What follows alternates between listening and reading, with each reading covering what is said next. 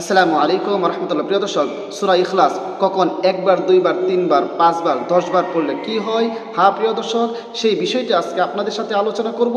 খুবই দামি এবং খুবই উপকারী একটি আমল আজকে আপনাদের সাথে শেয়ার করতে যাচ্ছি। ভিডিওটা শেষ পর্যন্ত দেখুন, দেখলে বুঝতে পারবেন কত উপকারী, কত দামি, কত উত্তম একটি আমল আজকে আপনাদের সাথে শেয়ার করতে যাচ্ছি। প্রিয় দর্শক, ভিডিওর মাঝে সম্পূর্ণভাবে আমি আলোচনা করব। তবে আলোচনা শুরু করার আগে আপনাদের কাছে একটা ছোট্ট রিকোয়েস্ট, যারা আমার চ্যানেলের মধ্যে নতুন আছেন অবশ্যই চ্যানেলটি সাবস্ক্রাইব করে পাশে থাকা বেল আইকনটি বাজিয়ে দেবেন। প্রিয় দর্শক, সূরা ইখলাস অত্যন্ত ফজিলতপূর্ণ একটি সূরা। পবিত্র কোরআনের ছোট সূরার মাঝে এই সূরাটি ছোট, কিন্তু এটার ফজিলত অনেক বেশি। যদিও ছোট, এটার ফজিলত অনেক বেশি। রাসূলুল্লাহ সাল্লাল্লাহু আলাইহি ওয়াসাল্লাম হাদিসের মধ্যে সেগুলো বর্ণনা করেছেন। এবং সেই ফজিলতগুলোর মাঝে একটি ফজিলত আছে যে কোনো একজন ব্যক্তি যদি 10 বার সূরা ইখলাস পাঠ করে, তাহলে আল্লাহ পাক রব্বুল আলামিন জান্নাতের মাঝে তার জন্য বালাখানা তৈরি করে দেয়। সুবহানাল্লাহ, কত বড় কথা! জান্নাতের মাঝে বালাখানা, যেই জান্নাতের একটি বালাখানা, আল্লাহু আকবার, দুনিয়ার কোনো কিছু দিয়ে কখনো কিনে পাওয়া যাবে না। সেখানে একটি ইট, সেটা দুনিয়ার কেউ কিনতে পারবে না, এত দামি, এত দামি হবে। সুতরাং সেই জান্নাতের মাঝে আল্লাহ পাক রব্বুল আলামিন ওই ব্যক্তির জন্য বালাখানা তৈরি করে দেবে। কত ভাগ্যের বিষয়, কত আনন্দের কথা! আল্লাহু আকবার। সুতরাং আমরা বেশি বেশি করে সূরা ইখলাস পাঠ করার চেষ্টা করব। আজকে আপনাদের সাথে যে বিষয়টা আলোচনা করার কথা বলেছি, সেটা হচ্ছে কখন সূরা ইখলাস একবার, দুইবার, তিনবার বা 10 বার পড়লে কি হয়, সেই বিষয়টি আজকে আলোচনা করব। তবে আলোচনা করার আগে কীভাবে আপনি আমলটি করবেন সেটা আগে বলবো, এরপর কখন এটা করতে হবে সেটা বলবো, এরপরে লাভ কি সেটা বলবো। ধারাবাহিকভাবে একের পর এক বলতেছি, ভিডিওটা স্কিপ করবেন না, শেষ পর্যন্ত দেখুন। আমরা সর্বপ্রথম আমরা জেনে নিই আমলটি কিভাবে করব। আমলটি করার আগে আমরা উযু করে নিব, পবিত্র হয়ে নিব। উযু করে পবিত্র হয়ে যাওয়ার পরে আপনার আমল করার চেষ্টা করব, কারণ পবিত্রতা মহান আল্লাহ পাক রব্বুল আলামিনের সিফত। আল্লাহ পাক রব্বুল আলামিন নিজে পবিত্র, আর পবিত্রতাকে পছন্দ করেন। সুতরাং পবিত্র হয়ে এরপর আপনি আমলটি করবেন। মনে করেন পবিত্র হয়ে নিলেন, এরপর আমলটি করবেন কিভাবে? সর্বপ্রথম 3 বার ইস্তিগফার পড়বেন। আস্তাগফিরুল্লাহ রাব্বি মিন কুল্লি যামবি ওয়া আতুবু ইলাইহি লা হাওলা ওয়ালা কুওয়াতা ইল্লা বিল্লাহি আলিয়্যিল আযীম।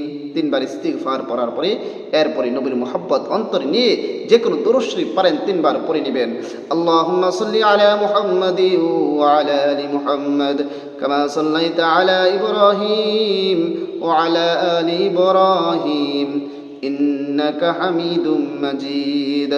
اللهم بارك على محمد وعلى آل محمد كما باركت على إبراهيم وعلى آل إبراهيم إنك حميد مجيد।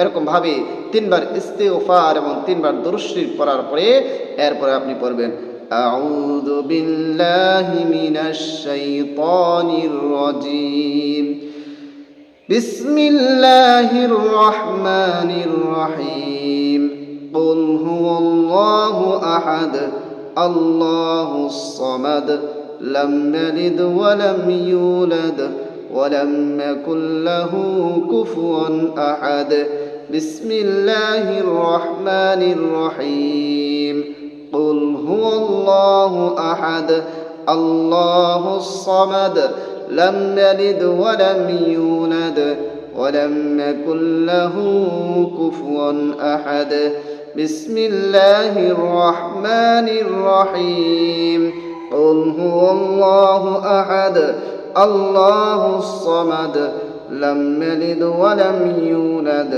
ولم يكن له কুফুয়ান আহাদ।